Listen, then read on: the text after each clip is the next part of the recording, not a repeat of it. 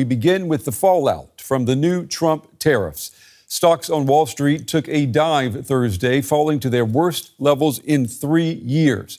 And it came after Trump announced new tariffs for the world, 10% on all imports, with significantly higher levies for nations that run trade surpluses with the U.S.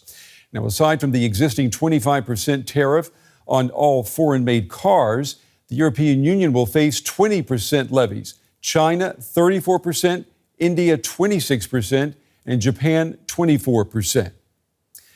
Some countries are already threatening to retaliate. Our correspondent Tessa Valter reports tonight from Brussels. U.S. President Donald Trump's tariffs of 20% on all imports from the European Union mark the latest escalation in the ongoing trade war between the U.S. and Europe. For the EU, a big net exporter to the U.S., this could lead to damages reaching tens of billions of euros. I deeply regret this choice. Let's be clear-eyed about the immense consequences. The global economy will massively suffer.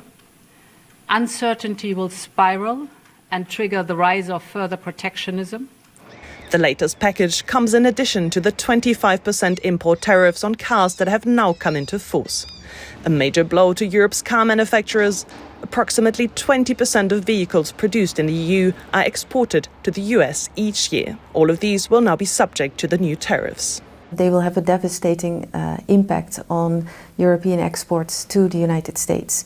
So they will dampen revenues, market shares, and that will have a ripple effect also on all of the supply base in Europe. So it impacts Germany, German manufacturers, but all of the European auto industry at large. The mood of many members of the European Parliament gathered in Strasbourg this week is clear. They want a strong and united reaction from the EU. I can assure you that the EU stands together in the area of trade. We are 450 million people. We are an economic powerhouse and have many more ways of reacting along with our partners compared to options available to smaller states. EU countermeasures that have already been approved for the 14th of April include iconic American products like bourbon whiskey or Levi's. Now additional tariffs will be discussed. The need to strike a balance between what we think is the right political response, which will be to say you need to stop and we are going to adopt countervailing measures, and the economic reality that putting in place counter tariffs actually could be counterproductive for the European economy. The EU now wants to negotiate with the US and hopes to avert an escalation through counter tariffs. If not, the EU could retaliate massively. For example, with tariffs on financial products and digital services. One thing is clear, the bloc wants to show that the world's biggest single market can't be sidelined easily. Well, I'm joined now by Jeffrey Frankel. He's an economist and a professor at Harvard University. Professor, it's good to have you with us. Stocks tumbled across the world today in the U.S., Asia, and Europe. What does this reaction tell you about the health of the global economy? It's really bad. I mean, I think the stock market, particularly the U.S. stock market, perhaps was overvalued at the beginning of the year. We'll say that. But what our president has done is really destroy, or at least with regard to U.S. participation, if not the global system, the entire rules-based, multilateral, open trading system that we've had for the last 80 years, which has given the world, including the U.S., an historic, unprecedented period of relative peace and prosperity. And I think he's damaged that very seriously. Where do you see things going from here? I mean, do you think that there's still an opportunity or a chance for negotiations to bring those tariffs back down? Well, I expect most of our trading partners to retaliate. Many of them have already. And I mean, Trump has gotten away with a lot of things that you would think he would never have gotten away with. But I think he's going to be forced at some stage to in some respects, declare victory and then pull out, get some concessions he can use as fig leaves, and then bring the tariffs back down. But we still have the tariffs, particularly against China and against steel and so on, that he passed during his first term. And this is much worse, much more extensive, and I think much more damaging. but I am loath to try to predict what he'll do. Mm-hmm. What about a recession in the United States? Do you think that is now inevitable? Oh, I would never say a recession is inevitable. I mean, 3 years ago, there were people saying that, which with no basis. I think that in a random year, the probability of a recession is 15%, and that's at least triple now. I'd say it's maybe 50-50, and that's just in the coming year. If you ask what's the probability of a recession in the next 4 years, I think that's substantially greater than 50-50. It's especially because of the trade war. It's especially because the way he's conducting the trade war is to maximize chaos and uncertainty so that businesses don't know where to hire people or where to build plant and equipment. And so they're just going to postpone those things. And that makes a recession much more likely. And then there's the possibility of a stock market crash. And there's a similar chaos when it comes to federal spending cuts. And then there's a halt of net immigration. I mean, all these things could help contribute to a recession. Well, you mentioned the word chaos, and I'm wondering, is there a plan? Do you see a plan behind what we're seeing with these new tariffs? I don't see a plan.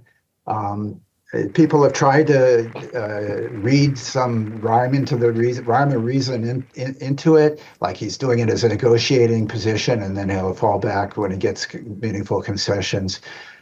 I don't think he plans ahead. I think my operating principle is he does whatever he thinks will get people to be supplicants. He likes American firms to be supplicants. He likes foreign countries to be supplicants. And he thinks that hitting them with these tariffs will do that. And he might be right.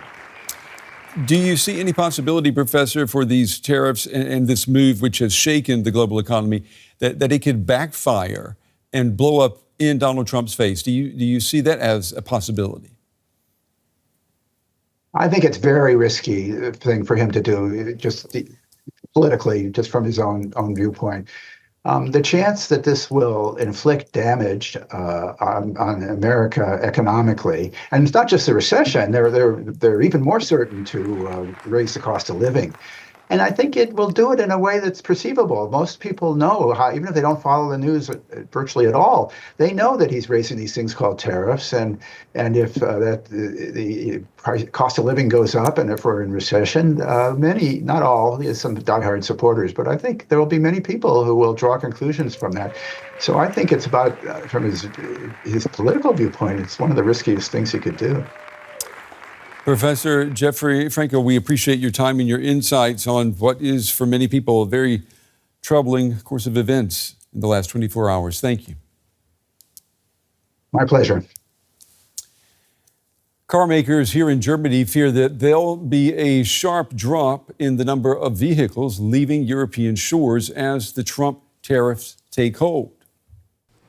These cars are still rolling towards the US. At this port in Germany's Bremerhaven, a variety of Mercedes, Volkswagens and BMWs are loaded onto a cargo vessel bound for the port of Brunswick in the US state of Georgia. Most cars exported here are made in Germany. Supervisor Lisa Siegelken makes sure everything runs smoothly. She wants to remain optimistic for now. Of course, all our colleagues are worried. But all in all, we've already lived through a few crises. So we're all still assuming that nothing major will change for us. However, this port could be severely affected by the new 25% car tariffs. 1.5 million vehicles make their way through Bremerhaven annually. A third are destined for the US.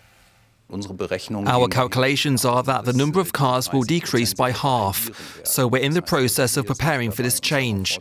Naturally, we have to expect a lower turnover, lower profits, and also less employment. The import business could be affected too. Jörg Beuerler imports vehicles from the US to Germany.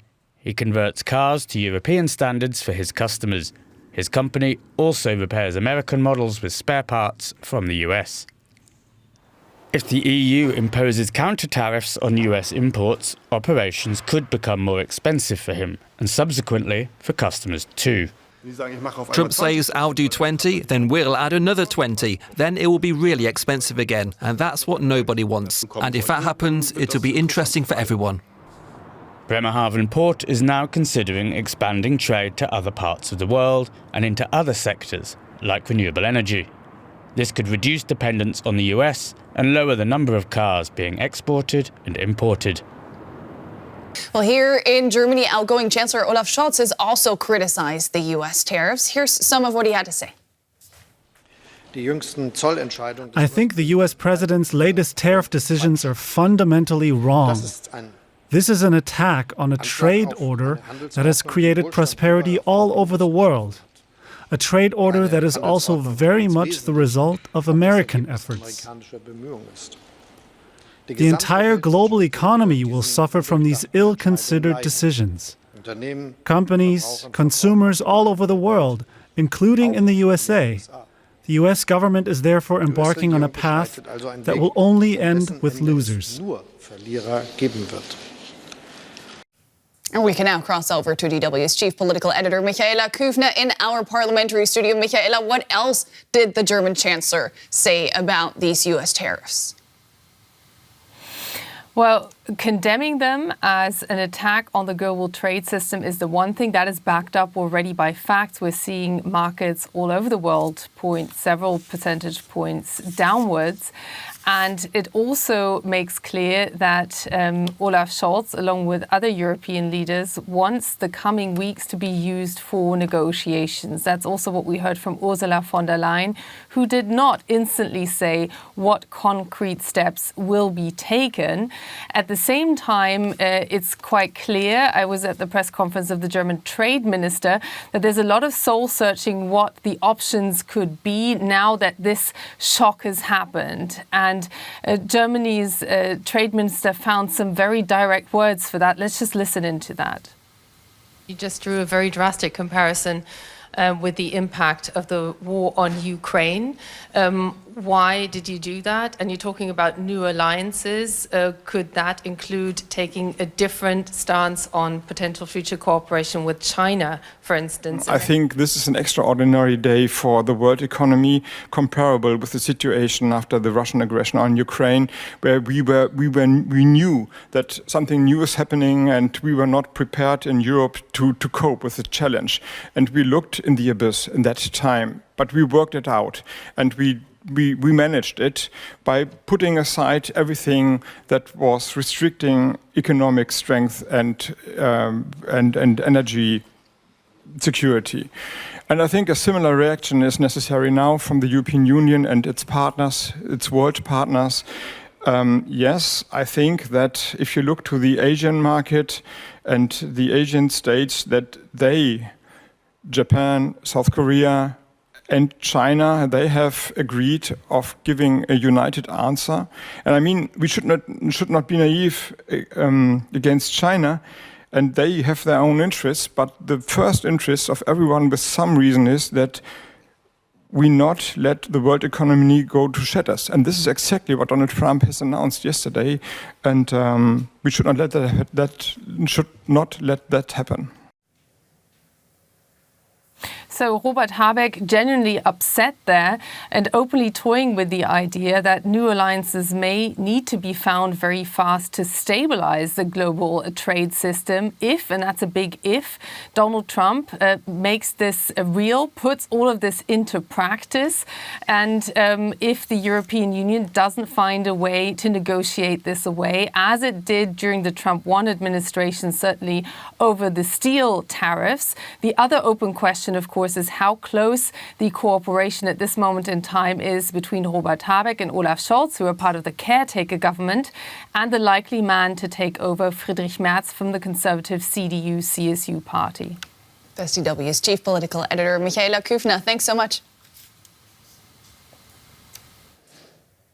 And we're joined now by Jürgen Hart. He's a member of the German Bundestag and foreign policy spokesperson of the conservative CDU-CSU parliamentary group. Mr. Hart, welcome. We just heard the outgoing chancellor and the outgoing economy minister there, but this is a situation the next government will have to deal with, one that will most likely be headed by your party. Tell me, what plan does the CDU have to position Germany favorably in this new context? The announcements of President Trump are a huge challenge for all people in the world, especially also for the US citizens, because they have to pay more for imports from abroad. And the trade deficit of US is mainly driven not by the weakness of the US economy, but by the fact that the American citizens are much richer than the average of the world and therefore can import a lot of goods to realize their welfare with their income instead of working for it themselves and doing the production themselves. But concerning that, what Robert Habeck already mentioned, I agree that we need a closer cooperation with other regions in the world, but I asked the outgoing Minister on Economy for Germany why he didn't reach that in Europe to have a trade agreement with Mercosur, South American states, with Australia, continuing negotiating with India. This was a failure in the last 4 years, and I think the new government in Germany, together with the Commission, should start a program to increase economic ties to other regions in the world and to negotiate with US on lifting those huge tariffs now announced by President Trump, because it weakens not only us, but especially also US. Yeah, Donald Trump loves a good deal. So what leverage do you see Germany and the EU having to try and get exemptions from these tariffs? The first leverage is, I think, that a lot of people in the US are very irritated about this announcement of the president. He has a strong group of fans, that's right, but looking to the stock market and looking to the people in the business and also to some employees in international companies working on international area, I think they are concerned about that, what President Trump announced. And we know from history that within months there will be significant negative impact on US economy. Inflation will rise up, maybe also the welfare of the people might decrease, economic growth will be reduced compared to that what is now, which is very well performing. And I think we will have a discussion in US in the next months about is it right or wrong to do that.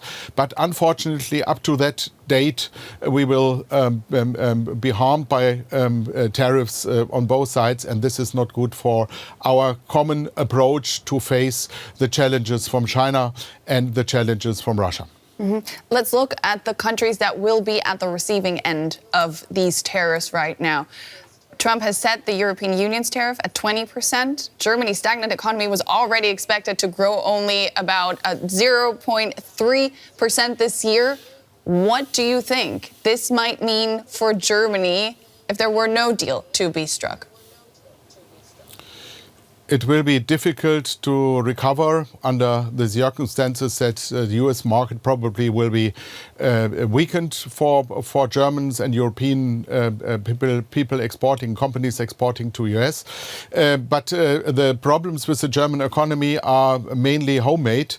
We have to decrease energy prices. We have to lose the brakes that are through bureaucracy and other things on our economy. We have to give clear perspectives by the government on the future development, for example, on the field of measures on climate change. This unclearness coming from the old German government is the main reason for weakening the economy, and this needs to be resolved in Germany. And the second is that we should try to convince Americans to not to do it one-to-one what Donald Trump now announced. And the third is that we say there are also other interesting growing regions, for example, in India, just to mention one of them, where we have economic relations that are underdeveloped compared to that what is in for. And at the end, I think these decisions of President Trump will weaken US. This is not in our interest because we think that we need a strong US, especially also for defending Europe and our free world. But it's a decision of the US citizens and of the US president, and they have to tackle with that.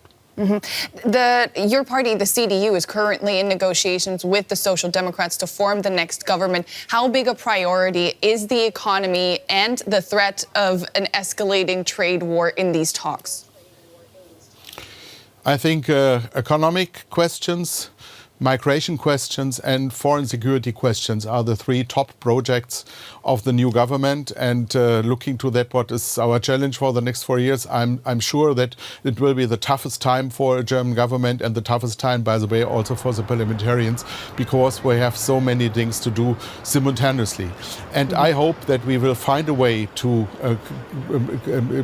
stay together in the European Union on that question. Hopefully also to stimulate and to activate and to convince the Brits to join us in that question of free trade worldwide and in military cooperation concerning European NATO. I think Europe could come out stronger as it is now as a result of that challenge now. And we should show that we are strong and reliable partners for US citizens. Even if the US president sees us as a concurrence, I think US citizens should see us as partners, and so many win-win between US and Germany, even in trade issues, that we can convince people in US that we should continue on the way we had in the past and not on the way the president now announced. You will have to convince the president as well, though. That was Jürgen Hart, foreign policy spokesperson for the German Christian Democrats. Thanks so much for your time.